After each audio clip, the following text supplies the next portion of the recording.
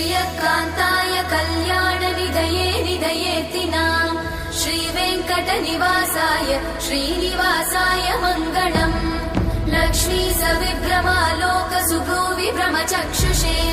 चक्षुषे सर्वलोकानां वेङ्कटेशाय मङ्गलम् श्रीवेङ्कटाद्रिशृङ्गाग्रमङ्गलाभरणाङ्गये मङ्गलानां निवासाय श्रीनिवासाय मङ्गलम् सर्वावयव सौन्दर्य सम्पदा सर्वचेतसां सदा सम्मोहनायास्तु वेङ्कटेशाय मङ्गलम् नित्याय निरवध्याय सत्यानन्दचिदात्मने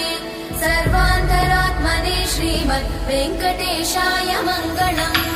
स्वतः सर्वविदे सर्वशक्तये सर्वशेषिने सुलभाय सुशीलाय वेङ्कटेशाय मङ्गलम्।